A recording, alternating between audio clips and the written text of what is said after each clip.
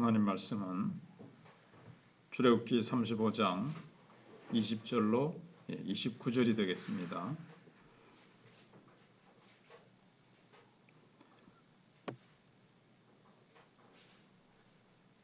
이스라엘 자손의 온 회중이 모세 앞에서 물러갔더니 마음이 감동된 모든 자와 자원하는 모든 자가 와서 회막을 짓기 위하여 그 속에서 쓸 모든 것을 위하여 거룩한 옷을 위하여 예물을 가져다가 여호와께 드렸으니 곧 마음에 원하는 남녀가 와서 팔찌와 귀고리와 가락지와 목걸이와 여러 가지 금품을 가져다가 사람마다 여호와께 금 예물을 드렸으며 무릇 청색 자색 홍색 실과 가는 배실과 염소털과 붉은 물들인 숫양의 가죽과 해달의 가죽이 있는 자도 가져왔으며 은과 놋으로 예물을 삼는 모든 자가 가져다가 여호와께 드렸으며 섬기는 일에 소용되는 조각목이 있는 모든 자는 가져왔으며 마음이 슬기로운 모든 여인은 손수 실을 빼고 그 뺀 청색 자색 홍색 실과 가는 배실을 가져왔으며 마음의 감동을 받아 슬기로운 모든 여인은 염소털로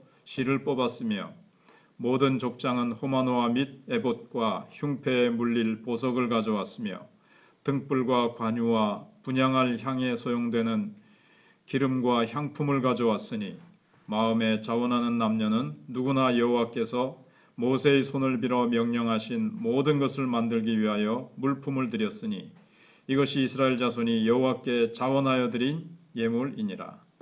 아멘. 하나님이 모세를 통해서 이스라엘 백성들에게 요청하신 내용에 대해서 세 번째로 우리가 생각을 해보면, 그러니까는 왜 하나님께서 직접 하시거나 천사를 통해서 하지 아니하시고 이스라엘 백성들에게 감동하셔서 자원하여 물질을 가져다가 그들 손으로, 그들의 재능으로, 그들의 헌신으로 짓게 하셨느냐 하는 겁니다. 그 이유는 하나님께서는 성전을 짓는 일이 참으로 자연스럽게 이루어지게 하셨다는 것입니다. 성전에 하나님이 계시고 또 여기서 하나님께서 이스라엘 자손들과 만나서 대화를 이제 나누시며 또 그들의 모든 죄를 용서해 주시는 것은 놀라운 신비입니다. 그러나 하나님은 신비주의자가 아니십니다. 하나님은 모든 것을 가장 자연스러운 방법으로 하십니다. 그래서 성전이 하늘에서 갑자기 뚝 떨어진 것도 아니고 또 자고 나니까 하루 사이에 천사가 와서 지성소를 짓고 또 하룻밤 자고 나니까 성소가 지어지는 식으로 하신 것이 아니라는 겁니다. 또 재료도 막 눈이 부실 정도로 막 번쩍번쩍하고 이 땅의 것이 아닌 막 하늘에 한 번도 본 적이 없는 하늘의 신비한 재료로 막 지어져서 막 눈이 현란할 정도로 그렇게 지어졌으면 이스라엘 백성들이 아마 접근하기가 어려웠을 겁니다. 그래서 정상적으로 이스라엘 자손들이 그냥 이 세상에서 가지고 있는 것들, 쓰는 것들, 이런 재료를 가지고 오게 해서 또 일하는 자들로 하여금 또 일하게 하셨습니다. 천사를 통해서 하면 얼마나 쉽고 빠르게 되겠습니까? 그러나 이스라엘 백성들 가운데 재주 있는 자들을 통해서 하나님이 일하게 하셨습니다. 그러나 그 물건들을 바치는 마음은 사실은 성령의 마음이었습니다.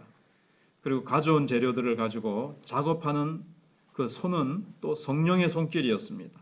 성령께서 지혜를 주시고 성령이 주신 은사를 따라서 만드는 거였거든요. 그래서 기독교에는 많은 신비가 있습니다. 그러나 신비주의는 아닙니다. 신비주의라는 것은 모든 것을 초자연적인 방법에 의지해야 되고 초자연적인 방법에 의하지 않는 것은 신앙이 아니라고 믿는 겁니다. 그러니까 아파도 약 같은 거 안 쓰고 의사, 병원 의지하지 않고 무조건 그냥 초자연적으로 나서야 되고, 뭐 더 극단적으로 얘기하면 회사도 안 다니고 월급이 아니라 하나님이 까마귀를 통해서 뭐 기적적으로 주셔야만 되고 뭐든지 다 기적, 이것만 의지하는 게 이제 신비주의입니다. 그러나 하나님은 태양을 만드셨고 또 모든 것을 정상적인 방법으로 이렇게 이 세상을 운전하시고 운행해 나가십니다. 그러나 그 뒤에는 설명할 수 없는 하나님의 신비가 있습니다. 우리가 숨 쉬는 거 자연스러운 거죠. 그러나 그 이면을 생각해서 과학적으로 따져보면 이 숨쉬는 게 얼마나 큰 기적인지 모릅니다. 그러나 우리에게는 이제 자연스러운 거죠. 정상적인 것은 참으로 자연스럽습니다. 만약 성전이 자연스럽지 않고 너무 신비스럽다면 죄인들이 하나님께 제대로 나아갈 수가 없을 겁니다. 그래서 하나님께서 원하시는 것은 우리들의 헛된 호기심을 자극시키는 것이 아니라 참으로 우리가 하나님의 거룩한 성품을 알아서 그 뜻대로 살아가는 겁니다. 그래서 하나님의 성전은 사실 너무나 신비스러운 거죠. 그 영광스러운 하나님, 온 우주에 편재해 계신 하나님이 어떻게 그 조그마한 성막에 들어오실 수가 있겠습니까? 그리고 우리의 죄를 참 사해 주신다는 모든 것들, 그런 게 다 신비로운 겁니다.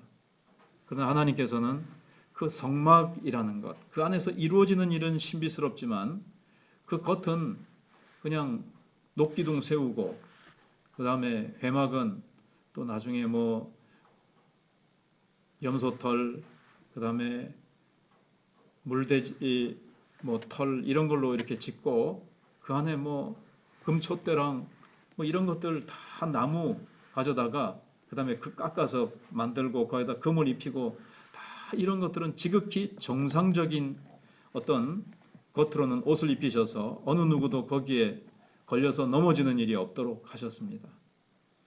사실 이 복음은 하나님의 신비입니다.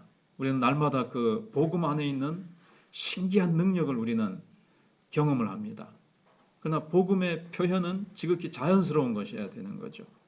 그리스도인들은 자연스러운 아름다움을 가지는 것이 필요합니다. 왜냐하면 그것이 다른 사람을 진리로 초청하는 길이기 때문입니다. 우리 예수 믿는 사람이 막 다른 사람하고 뭐 특별한 피부를 가져서 막 금색 빛이 나고 뭐 우리는 다른 사람하고 영 막 다르게 그런 존재로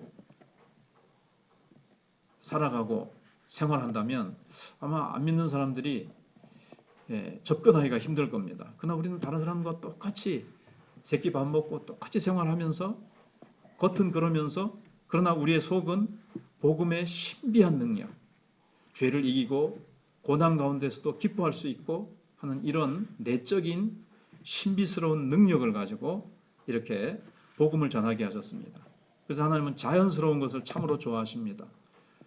교회 목회자만 하더라도 천사를 각 교회에서 세우면 얼마나 인간적으로는 좋을 것 같은데, 그런데 하나님은 그냥 성도들과 똑같은 성도, 똑같은 형제, 똑같이 연약하고 무지하고 똑같이 죄 짓는 그런 자를 세우셔서 하나님께서 복음을 전하게 하셨습니다. 겉은 그렇게 자연스럽고 뭐 방해되는 것이 없게 하신 거죠. 그러면서 그 안에 있는 복음을 전하는 그 내용은 하나님의 말씀이고 그 말씀의 능력은 그 사람 자체가 능력이 있는 것이 아니라 그 사람이 전하는 하나님의 말씀 자체가 능력이 있어서 역사를 일으키는 거죠. 하나님 자기하고 똑같은 형제가 전해주는 말씀이지만 하나님의 말씀으로 받을 때에 그 말씀은 또 능력 있게 역사하시는 거죠. 그래서 겉은 예수님이 우리가 똑같은 연약한 몸을 입고 오신 것처럼 그러나 그 안에는 신성에 충만한 것이 들어 있는 것과 같이 그런 것입니다. 그래서 하나님은 괴기스러운 것을 좋아하지 아니하시고 성전을 지을 때도 이 세상에서 이스라엘 자손들이 가지고 있는 것을 자연스럽게 모아서 그것으로 지으셨습니다. 그러나 성전 안에서 나타나는 역사와 영광은 이 세상에서 경험할 수 없는 것이었습니다. 이것이 하나님의 겸손입니다. 우리의 신앙도 이런 것이면 참 아름다울 것입니다. 겉으로 나타나는 것은 정말 자연스럽고 정상적이지만 그 안에서 역사하는 힘은 이 세상에서 경험할 수 없는 능력과 영광이어야 할 것입니다. 세상이 줄 수 없는 평안, 세상이 줄 수 없는 담대함, 세상이 줄 수 없고 빼앗아갈 수 없는 기쁨으로 우리가 살아갈 때에 보통 사람들과 같이 회사 생활하고 가정 생활하면서 하나님의 영광과 복음의 신비한 능력을 우리가 소유하고 있을 때 사람들이 정말 하나님의 영광을 보게 될 것입니다. 기도하겠습니다.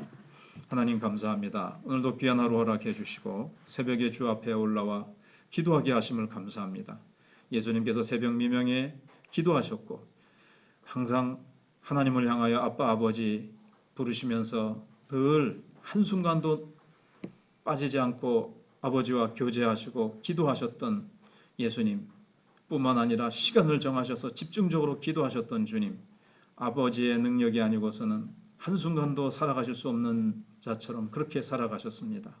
저희들도 오늘도 기도 없이는 살아갈 수 없고 또 오늘도 우리가 하나님의 나라를 이 땅에서 확장시키고 이 땅에서 하나님의 영광을 하나님의 뜻을 이루어드리기 위해서 우리가 살아가되 하나님께서 우리를 천사와 같이 신비스러운 몸이 아니라 흙으로 지어진 연약한 세상 사람들과 똑같은 몸을 입고 세상에 나아가서 우리는 복음을 전하고 또 우리가 복음의 신비한 능력을 나타내고 내 안에 계신 예수 그리스도의 그 아름다운 온유와 겸손과 사랑과 섬김의 삶을 우리가 순종하고 실천함으로 말미암아 우리를 통해서 예수 그리스도가 나타나게 하시고 그리스도의 향기를 나타내게 하실 것입니다.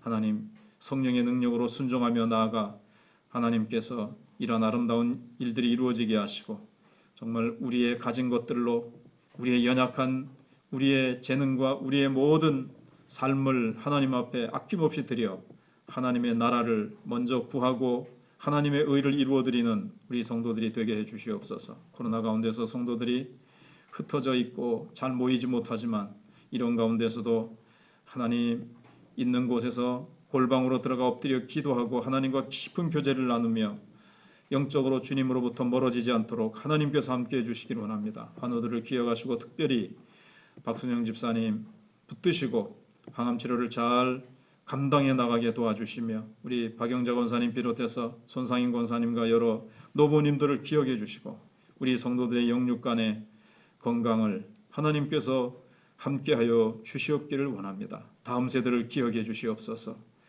일꾼들을 세워 주시옵소서. 하나님께서 부족한 재정을 공급해 주시옵소서. 하나님께서 우리 마천교회가 더 아름답게 모여 기도하고 부흥하게 하시고 또 코로나가 물러가고 저희들이 모여서 찬송하고 함께 예배드리며 함께 성도의 아름다운 교제를 나누게 하여 주시옵소서. 한국교회를 불쌍히 여겨주시고 또 우리 고려신학대학원을 긍휼히 여기셔서 신실하고 충성스러운 하나님의 종들이 세워지게 하여 주시옵기를 원합니다. 한국교회를 새롭게 해주시기를 원합니다. 하나님께서 대선을 앞두고 혼탁스럽습니다.